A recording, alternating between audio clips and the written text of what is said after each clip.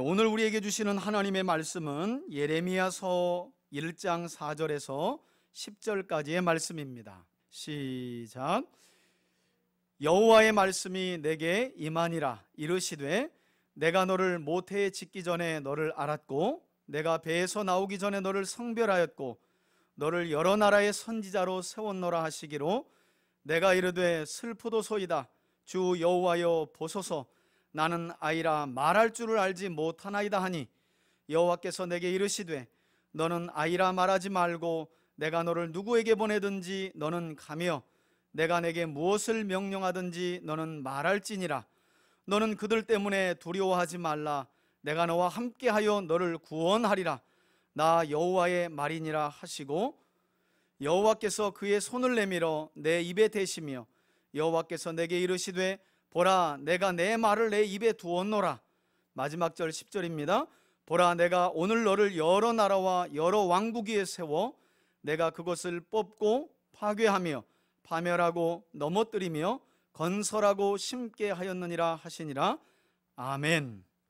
무엇보다도 오늘도 수요일 저녁 예배로 모인 우리 3대 가족들을 예수님의 이름으로 축복하고 또 함께 나누는 말씀을 통해서 하나님께서 여러분들에게 한번 따라합시다. 지혜, 믿음, 이 지혜와 믿음을 여러분들에게 주시기를 바라고요.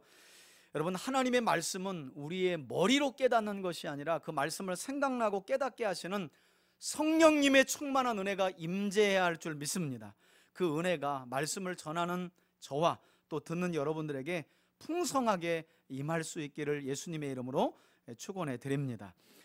지난 몇 주간 수요일 날에 걸쳐서 우리는 이스라엘 민족이 분열 왕국 시대로 들어서면서 이제 남유다가 그들의 죄악으로 인해 하나님께서 심판의 도구로 사용하신 바벨론 제국에 완전히 멸망하기 직전, 그 기간이 대략 한 23년 정도 된다라고 제가 말씀드렸는데, 이 23년간 마지막 유다의 왕위에 올라 왕권을 차지했었던 몇 안 되는 요시야의 후손들의 통치 행적을 지난 시간까지 우리가 함께 살펴보았습니다. 기억하실지 모르겠지만 여러분, 이때 제가 이 요시야의 후손들 그리고 요시야 이야기도 하면서 이때 계속해서 언급했던 선지자 한 명이 있었어요. 여러분, 남유다의 마지막 선한왕이었던 요시야 제13년부터 시작해서 남유다의 마지막 왕인 시드기야 왕까지 대략 한 40년이 넘도록, 어떤 학자는 대략 한 50년으로 이 선지자의 활동 기간을 정하는데요, 이렇게 긴 기간 동안 남유다에서, 그것도 남유다가 풍전등화의 상황 속에서 바벨론에 멸망하기 직전 남유다에서 하나님의 말씀을 선포했던 선지자가 누구였는가? 바로 오늘 우리가 함께 살펴볼, 한번 따라합시다. 눈물의 선지자 예레미야. 예레미야의 별명은 아마 너무 잘 아실 거예요. 눈물의 선지자 예레미야에 대한 말씀을 오늘은 우리가 76번째 시간으로 함께 좀 살펴보려고 하는데요, 여러분, 먼저 오늘 예레미야서를 보면, 오늘 본문에서 우리가 읽지는 않았지만 서두에 보시면 예레미야의 출신이 설명이 되어 있습니다. 아나돗이라고 하는 곳은 예루살렘에서 북동쪽으로 한 5km 떨어진 곳인데요, 중요한 것은 이 아나돗이라고 하는 지역은 어떤 지역이냐면 베냐민 땅에 속하지만 베냐민 지파가 자기 지역에 레위인들이 거주할 수 있도록 내준 목초지예요. 여호수아나 율법서에 보면 레위인들에게 각 지파별로 목초지를 내어주게 되어 있거든요. 그 목초지 중에 하나가 바로 이 아나돗으로 보여요. 레위인들의 마을인 거죠. 이 마을에서 태어났고, 그럼 이 예레미야의 아버지는, 그러니까 제사장 가문인 거죠. 제사장 마을에서 태어났으니까. 제사장이었던 이 예레미야의 아버지는 누구였느냐? 여러분, 놀랍게도요, 유다의 마지막 선언왕인 요시야 왕이 그 당시에 남유다뿐만 아니라 북쪽 땅까지 종교개혁을 할 당시에 요시야가 성전을 수리합니다. 이제 아버지 아몬, 할아버지 므낫세에 이어서 대략 한 7년 동안 성전문이 닫혀 있고 하나님의 많은 선지자들이 순교를 당한 그때 요시야가 왕권을 잡은 뒤로는요, 닫혔던 성전문을 열고 온전히 이제 말하자면 개보수를 해요. 보수를 하기 시작하는데, 그때 성전에서 율법책을 발견하는데, 이 율법책을 서기관 사반에게 넘겨주고 요시야 왕 앞에서 읽어주도록 했던 사람이 바로 이 예레미야의 아버지인데 그가 바로 누구냐면 hil기야라고 하는 제사장이에요. hil기야. 요시야 왕 때 요시야 왕과 함께 유다뿐만 아니라 북쪽 이스라엘까지 종교개혁을 단행하는데 거의 요시야의 오른팔 역할을 하면서 대대적인 종교개혁을 단행하는데 힘을 실어줬던 제사장이 바로 예레미야의 아버지였어요. 그러니까 예레미야 선지자는 레위 지파 제사장 출신인 동시에 요시야 13년부터는, 여러분 예레미야서 1장을 한번 보시겠어요? 2절에 보시면 아몬의 아들 유다왕 요시야가 다스린 지 몇 년부터? 13년부터 예레미야는 제사장이었지만 뭘로 부름을 받았다는 거예요? 선지자로. 여러분 성경을 보면 각양각색의 직업을 가진 사람들이 하나님의 선지자로 부름받는 일이 있죠. 그렇지만 예레미야도 상당히 독특한 케이스입니다. 제사장 출신인데 뭘로 부름을 받은 거예요? 선지자로 부름받는 조금은 특별한 이력을 가졌다는 거예요. 그런데 이 시대에 여러분 예레미야만 이처럼 제사장이었다가 선지자로 부름받는 독특한 이력을 가졌던 것이 아니었어요.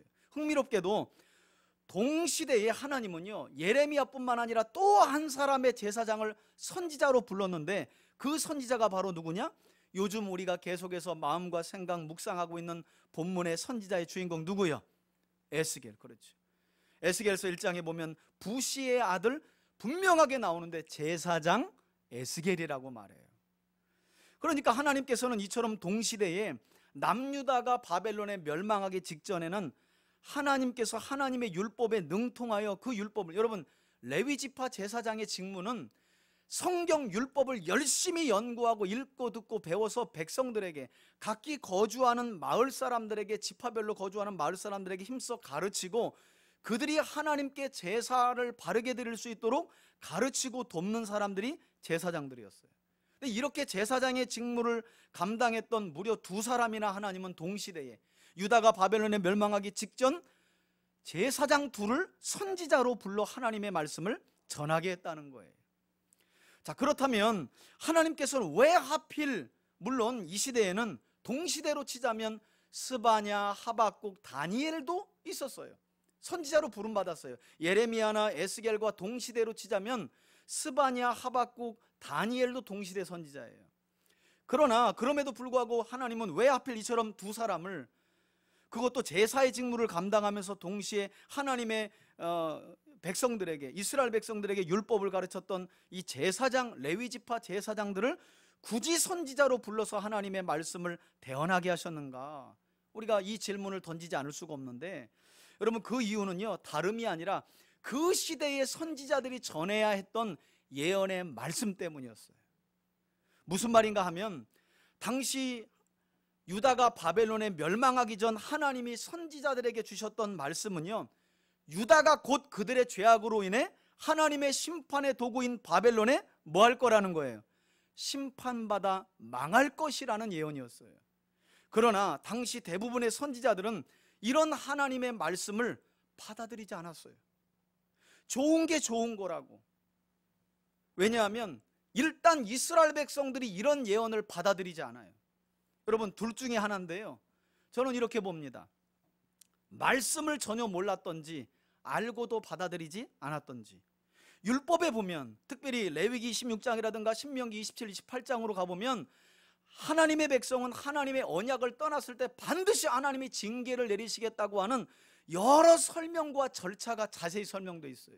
선지자들이 성경을 안 받거나 하나님의 언약을 떠나 우상을 숭배하고 선이 아니라 죄악을 저질렀을 때 하나님이 이스라엘을 반드시 징계하신다고, 그것도 절차에 따라서 이렇게 안 들으면 7배, 그래도 안 들으면 7배, 이렇게 자세한 설명이 나와 있는데 그걸 받아들이지 않았다면 첫째, 성경을 안 읽은 것이고, 두 번째는 알아도 스스로 받아들이지 않았다는 거예요. 또 한 가지 이유를 댄다면 그걸 이야기해도 백성들이 받을 준비가 안 된 거예요. 좋은 게 좋은 거라고 선지자님 좋은 말씀을 선포해 주시지 왜 이런 우리 듣기에 거북하고 쓴 말을. 여러분 그래서 제가 종종 그런 말씀 드리잖아요. 방송 설교를 보면 어디 여러분 선지서를 가지고 책망하고 이런 거 보셨어요? 또 그런 분들이 있어요. 그런 걸로 인기를 끄는 분들이 있어요. 성도들의 구원 문제 가지고 아주 교묘하게 이렇게 부담감을 주면서 두렵게 하면서 그 카리스마의 사람들을 모으는 그런 분들도 있어요.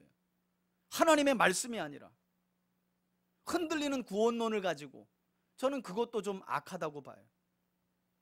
그러나 문제는 예레미야 당시에 하나님께서 왜 예레미야뿐만 아니라 에스겔 이 제사장들을 선지자로 불렀느냐? 하나님의 말씀을 곧이곧대로 믿고 전해야 할 사람들이 필요한 거예요. 여러분, 이때 이스라엘 백성들 중에는 이런 사람들이 없었던 거예요. 그래도 뭘 읽고 듣고 배워 백성들에게 가르치는 사람들, 율법을. 그 사람들이 누구였기 때문에? 제사장들이었기 때문에. 그나마 제사장들이 하나님의 율법을 읽고 듣고 배워서 알았기 때문에 하나님의 언약을 떠났을 때 하나님이 징계를 내리시겠다고 하는 율법이 너무나 명확하기 때문에 그런 율법을 알고 있는 제사장 그룹에서 하나님은 두 사람이나 선지자로 세우실 수밖에 없었다는 거예요. 여러분, 저는 어쩌면 지금 우리가 살고 있는 이 시대야말로 하나님께서 이처럼 주의 말씀을 읽고 듣고 배우며 사모하는 이들을 예레미야와 에스겔 제사장을 선지자로 찾고 세우시는 것처럼 찾지 않으실까, 이런 생각을 해봐요. 저는 그런 점에서 우리 3대 가족 모두가 힘써 하나님의 말씀을 읽고 듣고 배워감으로 매일매일의 삶 속에서 하나님의 뜻을 분별하는 지혜로운 성도들이 되시길 바라고요. 또 그 뜻에 순종함으로 이 시대에 제사장의 직분과 선지자의 직분은 사라졌지만 저와 여러분들이 제사장적 사명과 선지자적 사명을 잘 감당하여 하나님이 찾으시는 교회와 믿음의 사람으로 세워져 갈 수 있기를 주의 이름으로 축원해 드립니다. 여러분, 착각하시면 안 됩니다. 지금도 하나님은요, 다른 그 어떤 사람들보다도 하나님의 말씀에 관심이 있는 사람들을 부르세요. 왜냐하면 그런 사람이 아닌 사람들에게 시대는 이상하게 보일 뿐이에요. 하나님의 말씀을 받아들이질 못해요. 이해할 수 없어요. 늘 경험으로 아는 그 수준을 벗어나지 못해요. 말씀을 곧이곧대로 믿지 않고 받아들이지 않으니까. 아니, 말씀 자체를 보지를 않으니까.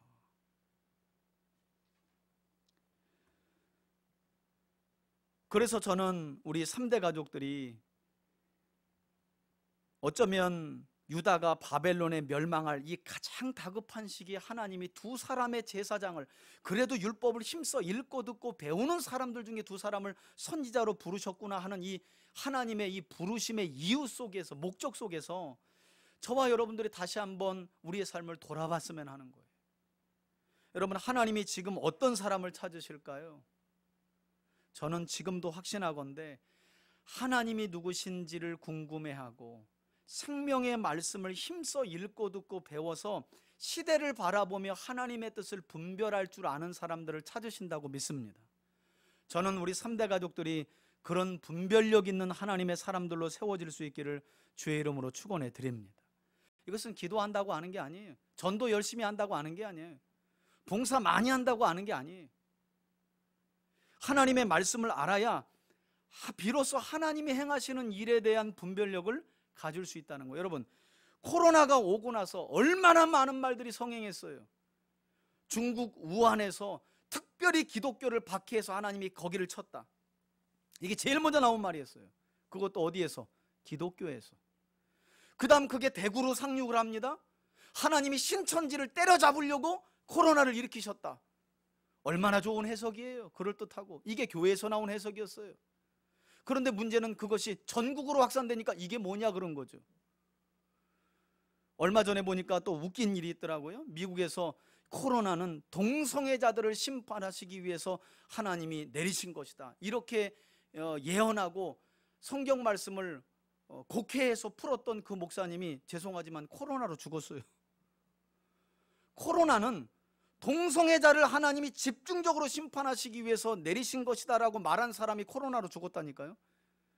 그러면 어떤 결론이 나는 거예요? 그분 동성애자인 거예요?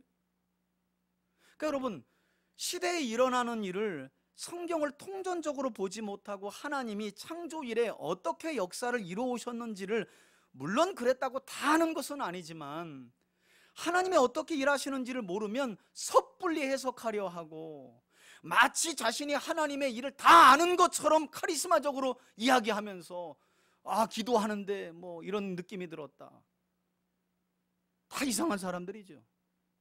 성경에 보면 하나님께서 전염병은 언제나 이스라엘 백성들뿐만 아니라 그 주변 국가들까지 언약의 말씀을 떠나고 각종 죄악에 빠졌을 때 종종 징계의 도구로 사용하셨던 것인데, 물론 이렇게 전 세계적으로 전염병을 통해서 전 나라를 다루는 일은 아주 특별하기 때문에 지금의 상황을 여느 때와 그냥 함께 여느 때와 같이 그냥 아무렇지 않게 넘길 수는 없어요. 그러나 이 모든 상황들에 대한 분별력은 역시 하나님의 말씀을 바르게 읽고 듣고 배우는 것으로부터 시작한다는 거예요. 여러분, 지금 교회가 어떤 해석을 내놓을까요?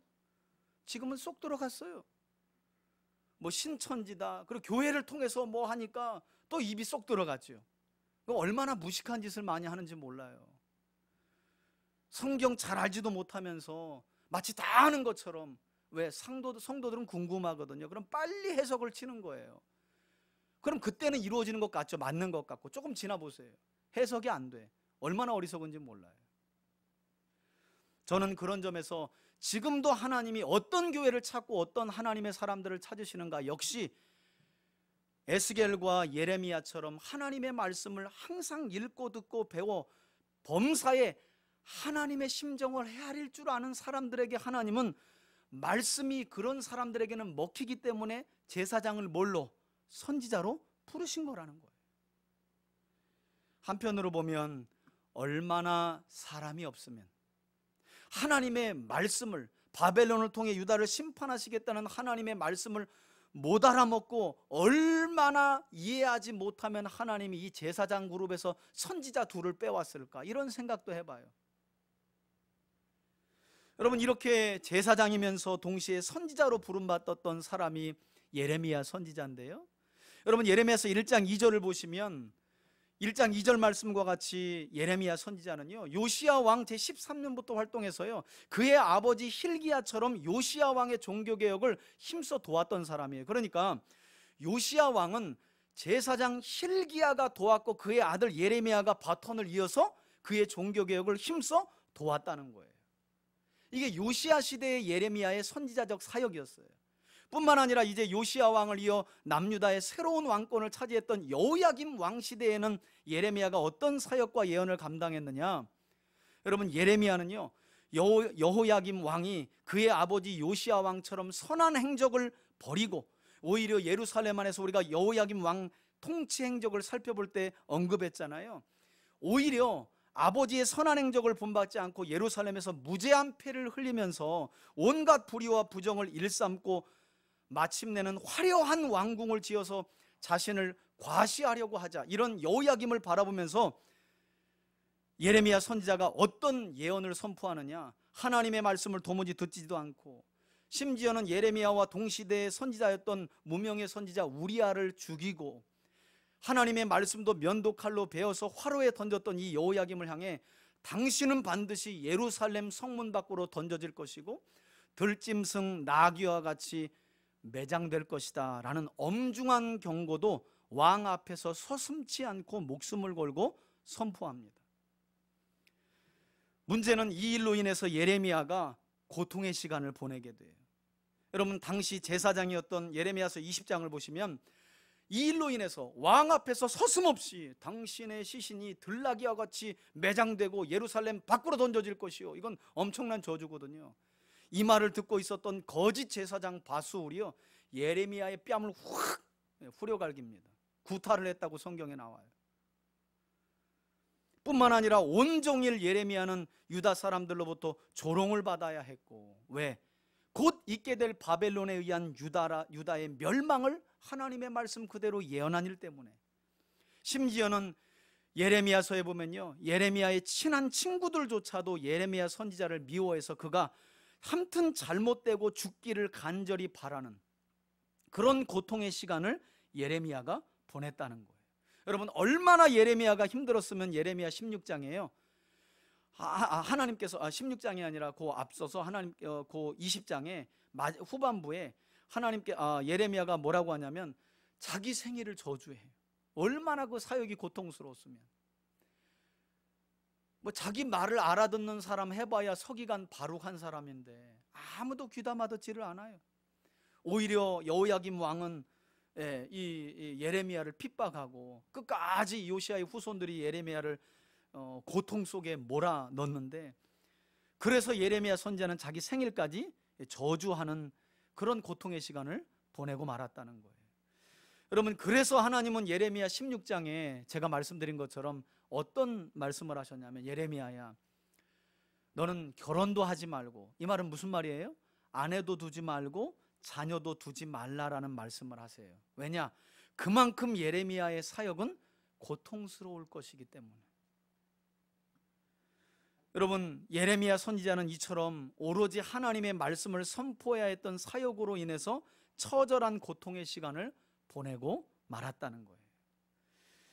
저는 이 시간 이 예레미야의 삶을 조명해 보면서 저와 여러분들이 이런 생각을 하면서 한번 우리 자신을 돌아봤으면 좋겠어요. 여러분, 믿음의 삶을 살아가시면서 오로지 하나님의 말씀에 순종하여 그 말씀하신 바가 이루어지기를 위해 혹시 예레미야처럼 이런 고통의 시간을 마주해 보신 일이 있으십니까? 하나님의 말씀에 순종하고 말씀이 하라는 바를 이루기 위해서 철저하게 고독한 시간을 보내보셨어요? 철저하게 조롱당해 보셨나요? 철저하게 무시당해 보셨어요? 철저하게 손해를 감수해 보셨냐는 거예요. 여러분, 얼마나 예레미야가 고통스러웠으면 차라리 태어나지 아니하였더라면. 그 내용이 마치 욥기에 나온 욥의 고백과 똑같아요. 얼마나 고통스러웠으면. 내가 이루고자 하는 꿈을 위해 고독하고 조롱당하고 무시당하는 거야? 얼마든지 이겨낼 수 있죠. 내가 원하는 바 소원을 이루기만 한다면. 그러나 예레미야는 그런 것들 때문에 그런 무시와 고독한 상황을, 또 자기 손해를 감수한 게 아니에요. 오로지 바벨론에 의해 유다가 멸망할 것이라는 하나님의 이 쓰디쓴 심판의 예언을 선포하겠다고 나서서 이 고통의 시간을 다 감수해냈다는 거예요. 아마 신앙생활하면서 이런 삶을, 예레미야와 같은 삶을 감수해내야 한다면 글쎄요, 우리 교회에 저를 포함해서 얼마나 남을까? 몇 사람이나 남을까? 예수님을 믿고 믿음을 따라 그분의 말씀을 살아가는 것 때문에 당신은 철저하게 예레미야처럼 고독할 것입니다. 조롱당할 것입니다. 무시당할 것입니다. 그리고 손해당할 것입니다. 남들 다 누리는 가정과 자녀 안에도 가질 수 없게 될 수도 있습니다. 여러분, 한번 생각해 보세요. 우리가 신앙생활하면서 왜 울어요? 이런 것 때문에 울지 않아요? 하나님, 남들 다 하는데 왜 나만 못하게 해요? 남들 다 가졌는데 왜 저는 없어요? 사실 많은 눈물들이 이런 눈물들 아니에요? 그런데 예레미야의 눈물은 달랐다는 거예요. 오히려 하나님의 말씀이 이루어지는 일, 그 일 때문에 예레미야는 철저하게 무시당하고 조롱당하고 고독해야 했고 자기 손해를 감수해야 했다는 거예요. 이 고독의 시간, 고통의 시간을 예레미야는 홀로 싸웠던 거예요. 여러분, 그런데 이처럼 철저하게 고통스러운 시간을 보내야 했던 예레미야가 어떤 믿음의 확신을 가지고 그 시간을 이겨냈다고 성경은 우리에게 말씀하고 있느냐? 우리 앞에 한번 보고 읽어볼까요? 예레미야서 20장 11절부터 13절까지의 말씀입니다. 함께 읽읍시다. 시작. 그러하오나 여호와는 두려운 용사 같으시며 나와 함께 하심으로 나를 박해하는 자들이 넘어지고 이기지 못할 것이며 그들은 지혜롭게 행하지 못함으로 큰 치욕을 당하오리니 그 치욕은 길이 있지 못할 것이니이다. 12절이요. 의인을 시험하사 그 폐부와 심장을 보시는 만군의 여호와여, 나의 사정을 주께 아뢰오사온즉 주께서 그들에게 보복하심을 나에게 보게 하옵소서. 여호와께 노래하라. 너희는 여호와를 찬양하라. 가난한 자의 생명을 행악자의 손에서 뭐하였습니다? 구원하였습니다. 여러분, 철저하게 고독하고 무시당하고 조롱당하고 자기 손해를 봐야 했던 그 고통의 시간을 예레미야는 이처럼 때로는 의인을 시험하시나 언제나 그 폐부와 심장까지 꿰뚫어 보시는 두려운 용사 같으신 하나님을 바라보고 그분의 구원을 확신하고 노래하면서 그 시간을 이겨냈다는 거예요.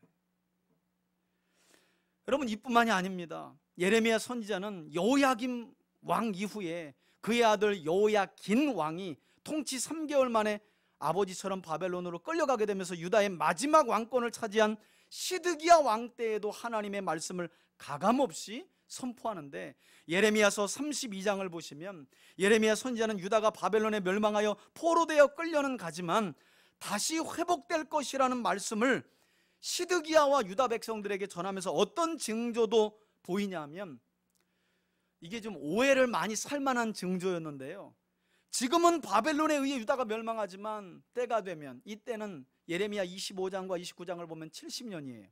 그때가 차면 하나님은 반드시 이스라엘을 회복해 하신다라고 하는 증표로 예레미야는요, 한쪽 입으로는 바벨론의 공격을 받을 때 항복하고 포로로 끌려가라 그래 놓고, 한쪽 입으로는 그 회복을 예언하기 위해서, 증명하기 위해서 사촌 하나멜의 밭을 사요.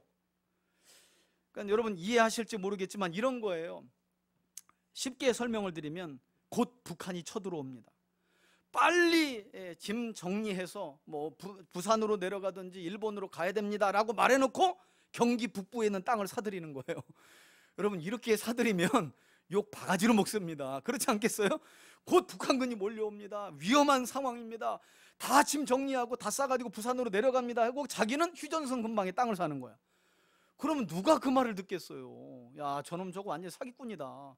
그런데 그 일을, 그러나 예레미야는 전혀 다른 뜻으로 바벨론의 포로로 끌려가지만 거기서 계속 있는 게 아니다, 하나님의 약속 70년이 차면 반드시 돌아온다는 의미로 사촌인 하나멜의 밭을 미리 사둔 것이었는데, 그게 유다 백성들의 눈에는 저런 매국노가 있나, 바벨론 정책, 친바벨론 정책을 쓰면서 지는 이 어려운 때에 땅을 사?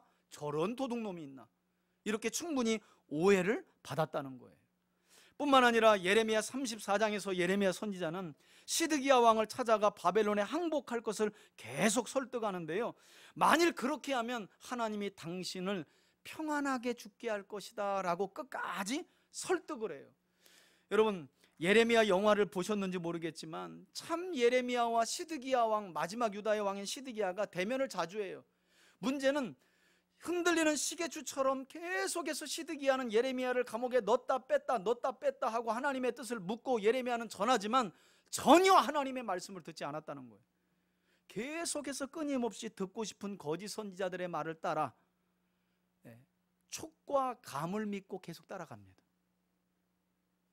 안타까운 사실은 말씀드린 것처럼 그래서 결국 시드기야는 어떤 결정을 내리느냐, 마지막까지 예레미야를 감옥에 가두고요, 자기 신하들에게 떡 한 개씩, 매일 떡 한 개씩 줘서 생명만 부지하도록 하는 선지자에게 만행까지 저질러요. 그래서 지난 시간에 우리가 살펴봤죠. 이런 유다의 마지막 왕인 시드기야가 어떤 결말을 맞이했습니까? 결국 바벨론의 공격으로 예루살렘 성벽이 무너지게 되면서 성벽을 뚫고 도망가다가 붙들려 가지고 아들 둘이 시드기야가 보는 앞에서 목이 달아나고, 시드기야는 두 눈이 뽑혀가지고 어디에? 바벨론의 포로로 끌려가게 되는, 선지자의 말을 전혀 듣지 않으므로. 그래서 저는 시드기야 보면서는 그런 생각 많이 했어요. 여러분, 우린 분별을 잘 못할 수 있지만, 그리고 이 문제는 조금 차후에 생각해보며 순종해도 될 문제다라고 생각할 수 있지만, 하나님이 보실 때 오늘 당장이 아니면 안 되는 하나님의 말씀도 있다는 걸 우리가 기억할 필요가 있어요. 그러니까 내 기준에서 이 문제는 차후에 곰곰이 생각해보고 순종할 문제라고 생각하지만 아니라는 거예요. 오히려 그런 것일수록 하나님이 아니, 오늘 여기서 끝내, 여기서 정리해, 이런 것들이 있을 수 있다는 거예요. 시드기야는 그런 때를 다 어떻게 놓쳤어요. 마치 고린도서에 나와 있는 말씀처럼 지금이 은혜 받을 만한 때고, 지금이 하나님이 베푸시는 무슨 날인데? 구원의 날. 그 날을 시계추처럼 왔다 갔다 하고 재보다가 그냥 놓치고 말았다는 거예요. 그래서 그런 끔찍한 종국을 맞이하게 된 거죠. 여러분, 그런데 이런 시드기야보다 진짜 더 큰 비극이 무엇인지 아세요? 여러분, 예레미야 선지자는요, 그가 그의 입을 통해 예언했던 모든 일들이 이루어지는 비극을 다 봐야 했다는 거예요. 그의 예언대로 바벨론에 의해 유다가 성벽뿐만 아니라 하나님을 모셨던 성전까지 완전하게 짓밟히고 유린당하는 현장을 예레미야 선지자는 다 그 현장을 목격하고요, 여러분, 목격한 정도가 아니라 목격한 뒤에 슬픈 노래를 하나 지어서 불러요. 그게 예레미야서 뒤에 있는 뭐예요? 예레미야 애가죠, 애가. 혹시 예레미야 애가를 읽어보셨나요?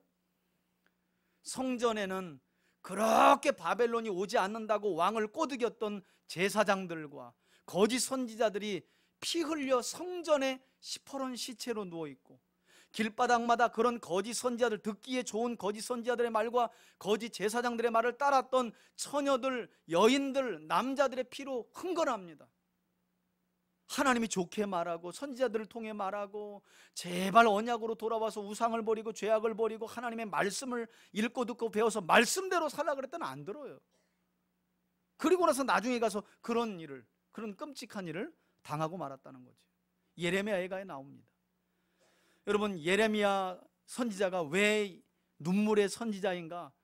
예레미야 애가 두 곳만 찾아서 읽어보면 예레미야가 이래서 눈물의 선지자로 불리는구나 라는 사실을 우리가 알 수 있는데요, 우리 앞에 보실까요? 예레미야 애가 1장 16절입니다 함께 한번 읽어봅시다. 시작. 이로 말미암아 내가 운이, 예레미야의 애가입니다, 내 눈에 눈물이 어떻게 해요?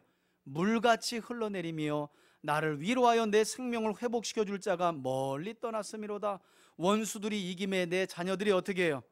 다 죽어갔다는 말이에요. 한 장 더 읽어봅시다. 애가 2장 11절입니다 함께 시작. 내 눈이 눈물에 어떻게 해요? 여러분, 눈이 눈물에 상하였다는 말은 우리말로 뭐예요? 짓물렀다는 거예요. 얼마나 많이 울었으면 짓물렀다는 말이에요. 심지어 예레미야는 이렇게 말해요. 유다가 바벨론의 철저히 망가진 모습을 보고 내 창자가 끊어지면 내 간이 땅에 쏟아졌나니 이는 딸 내 백성이 패망하여 어린 자녀와 젖먹는 아이들이 성읍 길거리에 어떻게 기절함이니라.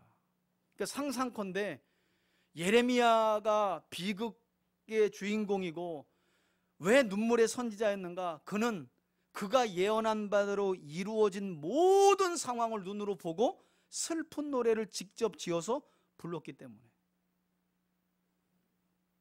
그래서 우리가 예레미야 선지자를 뭐라고 부르는 거예요? 눈물의 선지자다. 저는 이런 예레미야 모습 속에서도 예수님의 모습이 이렇게 유비가 되더라고요. 이렇게 오버랩 되더라고요. 여러분, 동족의 고통을 보면서 그것도 그토록 예언했지만 듣지 않아 결국 바벨론에 망한 유다를, 예루살렘을 보면서 울었던 이 예레미야의 눈물은 마치 예수님께서 AD 70년에 로마에 의해 이스라엘 백성과 예루살렘이 무너질 것을 보면서 우셨던 모습. 그리고 예수님이 이스라엘 백성들에게 뭐라 그래요? 나를 위해 울지 말고 멸망 앞에서 너희 자녀를 위해 울라 라고 하신 그런 예수님의 모습이 이런 예레미야의 모습과 이렇게 오버랩이 된다는 거예요. 여러분, 사실 예레미야의 예언 사역은요, 예레미야 당시로 보면 죄송하지만 실패예요. 왜? 아무도 듣지 아니하였더라. 바룩 한 사람 듣고 예레미야 예언을 기록한 것뿐이고, 요시야 왕 13년 이후부터 시드기야 왕까지 한 왕도, 한 유다 백성들도 예레미야의 말에 귀를 담지 않아요. 40년이 넘도록 50년 가까이 예언했는데 예레미야의 말을 듣는 사람은 단 한 사람도 없었다고 성경은 이야기해요. 그런 점에서 예레미야의 사역은 실패라고 말할 수도 있어요.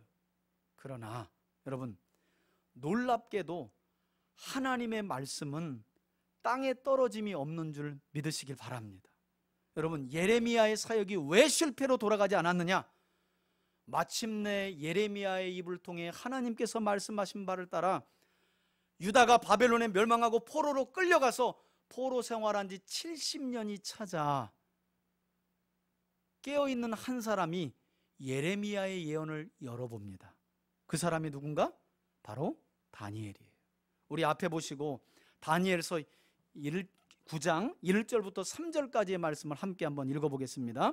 이때는 여러분 기억하세요? 포로로 끌려가서 다니엘이 미리 멀리 본 거예요. 70년이 차갈 쯤에 이제 이와 같은 말씀이 나옵니다. 함께 한번 읽습니다. 시작. 메대 족속 아하수에로의 아들 다리오가 갈대 나라 왕으로 세움을 받던 해에 곧 그 통치 원년에 나 다니엘이 책을 통해 여호와께서 말씀하신 선지자 누구에게? 예레미야에게 알려주신 그 연수면 몇 년이 지났다는 거예요. 70년의 연수를 깨달았으니 곧 예루살렘의 황폐함이 70년 만에 그치라 한 것. 그러니까 다니엘이 예레미야서를 열어보기 전까지는 아무도 예레미야 예언을 믿지 않았다니까요.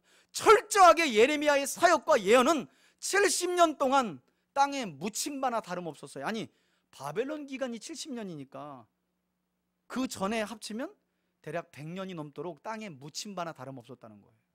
그런데 여러분 제가 말씀드렸잖아요. 우리가 왜 하나님의 말씀을 소중하게 여기고 생명처럼 여기느냐?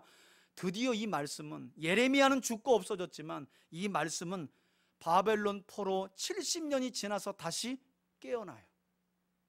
누구를 통해서? 다니엘을 통해서. 다니엘이 예레미야서를 읽어본 거예요. 70년이 차가자 도대체가 하나님이 어떻게 하시려고 우리를 어떻게 하시려고 하는가 하고 예레미야를 열어보니까 70년 얘기가 나오는 거예요. 그때 눈에 들어오는 거예요. 하나님이 바벨론의 포로로 끌려오기 전에 이미 70년을 이야기하셨구나. 우리가 안 믿었던 거구나. 이제 그 일이 이루어지겠구나 하고 3절에 보니까 다니엘이 뭘 시작해요?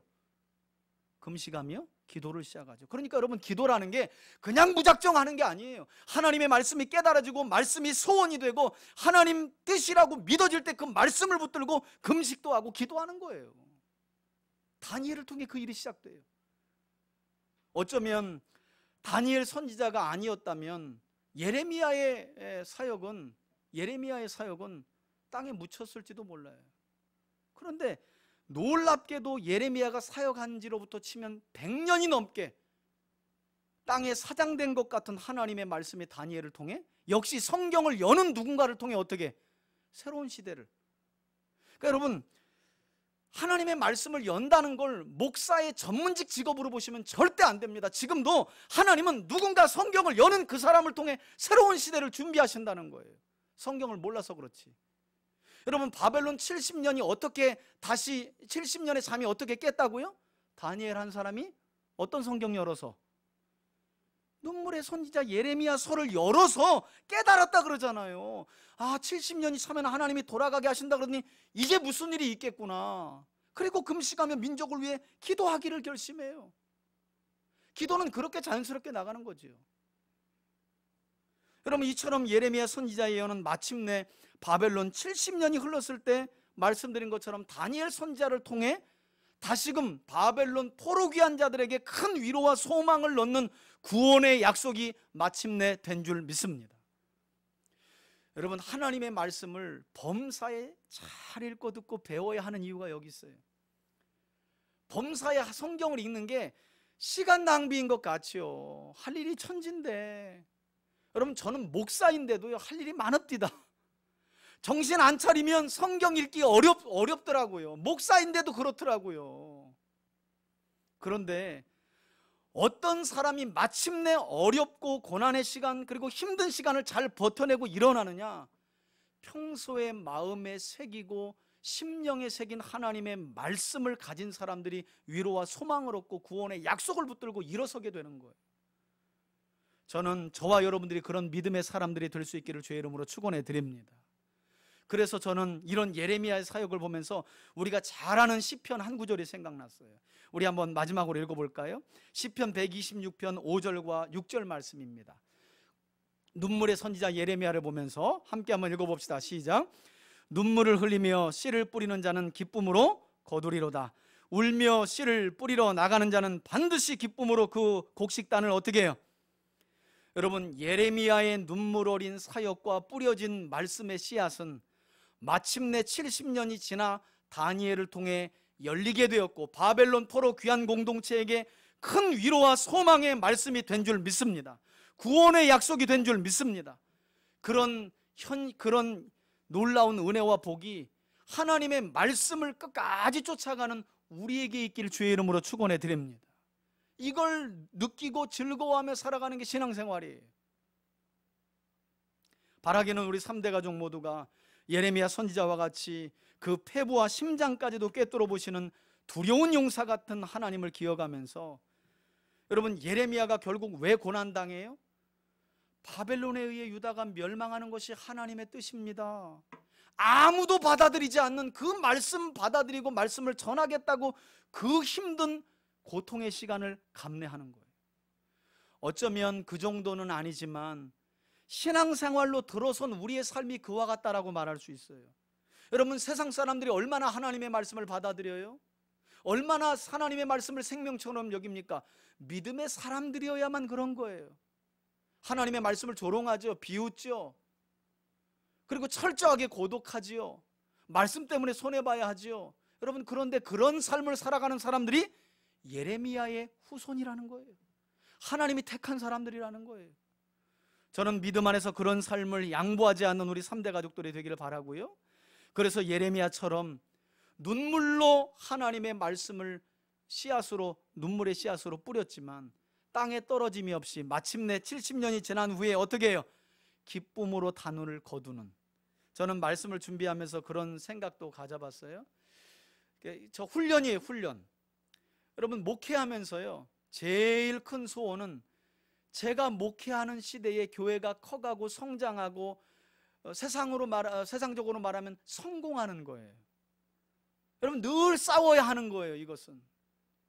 그러나 하나님의 말씀을 대할 때마다 어떤 제 안에 각오와 결단과 절제가 있냐면, 내 시대에 다 보지 못하더라도 예레미야는 눈물로 흘리고 죽었잖아요.